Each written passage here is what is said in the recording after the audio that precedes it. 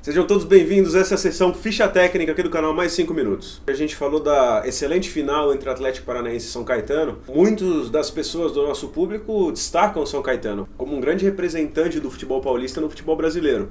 E é verdade, tomando por base aquele confronto que a gente citou aqui, achamos muito justo fazer um programa sobre um dos maiores fenômenos do futebol nacional até os dias de hoje, e por isso hoje a gente vai falar da Associação Desportiva São Caetano, aqui no Ficha Técnica.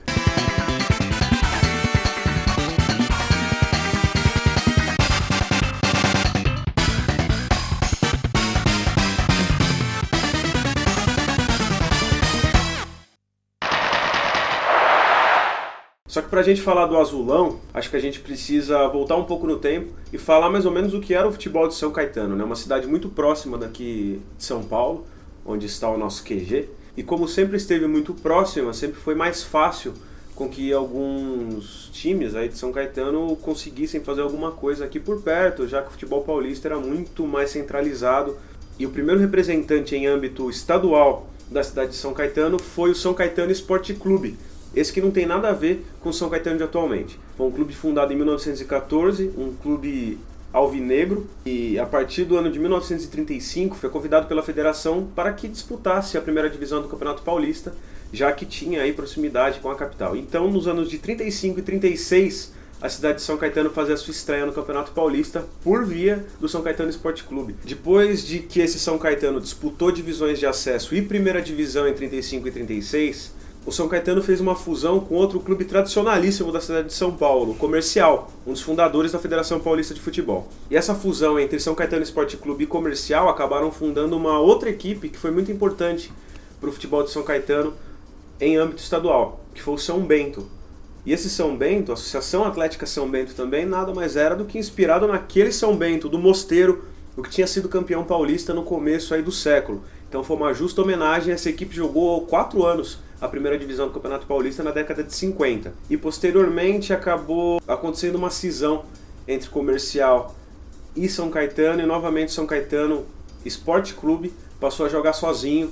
O São Bento acabou sendo extinto, o Comercial já não existe mais, mas o São Caetano seguiu em frente mais alguns anos. A partir da década de 60, na cidade de São Caetano, houve uma abertura muito grande para times de fábrica ou times de indústria disputarem o Campeonato Paulista. Por conta da proximidade também, vários foram convidados. Houve também na década de 60 uma abertura muito grande para clubes do interior e próximos da cidade de São Paulo a se inscreverem no Campeonato Paulista.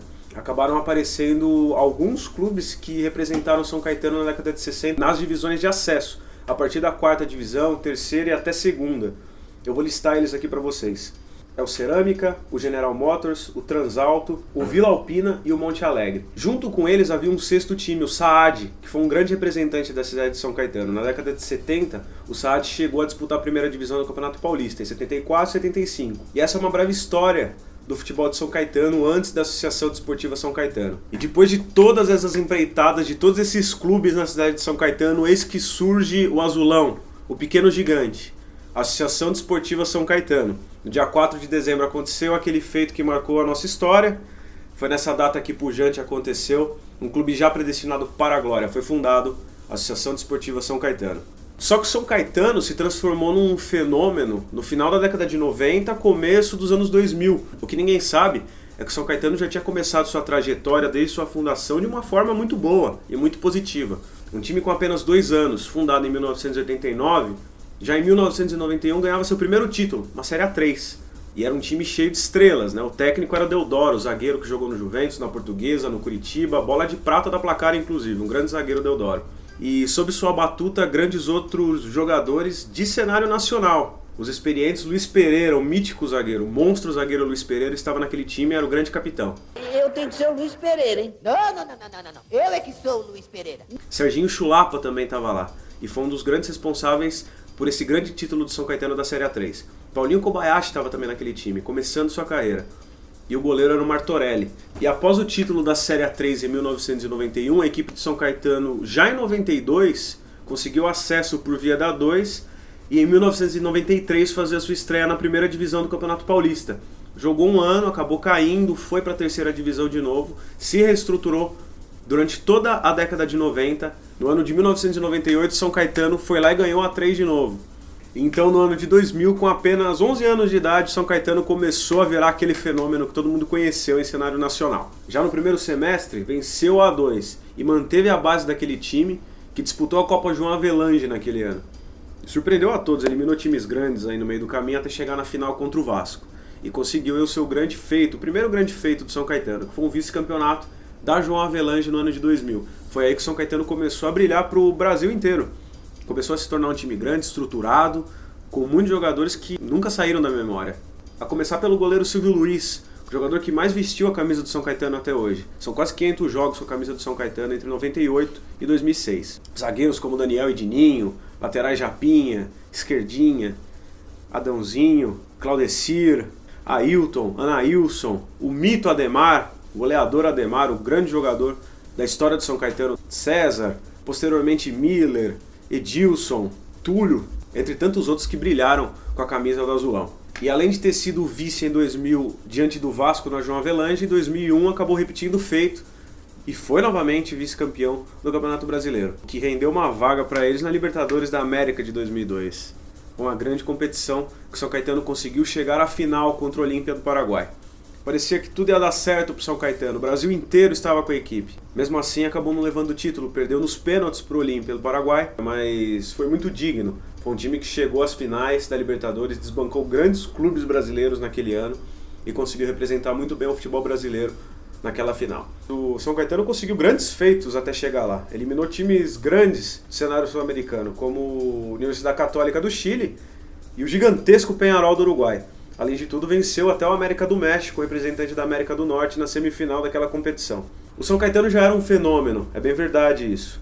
Só que a verdade é que o São Caetano precisava de um título para consagrar todo esse período bom. Foi então que em 2004, o São Caetano montou um time excelente, regido por Muricy Ramalho no banco de reservas. Tinha como grandes jogadores daquele elenco de 2004, Anderson Lima, Serginho, Dininho, Marcelo Matos, Mineiro, Gilberto, Varley, Euler, os jogadores que passearam pela seleção brasileira, inclusive, tempos depois. E outros grandes jogadores que ajudaram a escrever o São Caetano no hall dos grandes campeões paulistas desde então. O São Caetano é o único time representante da ABC Paulista que conseguiu um título paulista da primeira divisão até os dias de hoje. O São Caetano vive uma época de vacas magras, né, nos dias de hoje. Infelizmente, depois da morte do Serginho, o zagueiro, o São Caetano nunca mais foi o mesmo. Teve que arcar aí com as penalidades de ter perdido um jogador dentro de campo. A verdade é que o São Caetano nunca mais teve um zagueiro tão emblemático quanto foi o Serginho naquela época e também nunca mais montou grandes times a ponto de poder brigar lá nas cabeças como ele fazia. O São Caetano não pode viver no ostracismo como está nos dias de hoje, né? Um time que amarga a Série D do Campeonato Nacional, um time que está na Série B do Campeonato Paulista, a Série A2. É um time que já não consegue mais ter aquele padrão de jogo daqueles tempos áureos, onde aquele futebol ofensivo, leve, rápido, de chutes de longa distância, de passes rápidos, de atacantes finalizadores, goleadores. Isso não existe mais no São Caetano. Todos conheciam aquela equipe de São Caetano, uma equipe que brilhou e que foi um fenômeno nacional e sul-americano no nosso futebol. Inclusive, antes da final contra o Vasco, uma cena incrível, né, que aconteceu. Jair Pisserni, aí, um incrível técnico daquele time de São Caetano, bateu boca com o jornalista lá do Grande ABC.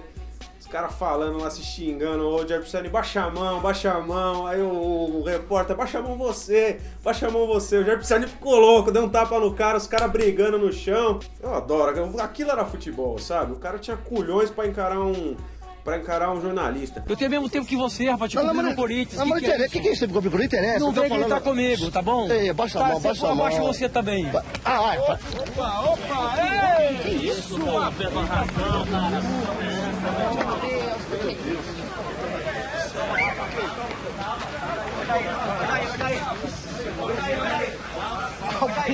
Sangrando, o jornalista foi expulso do treino sem falar sobre o assunto.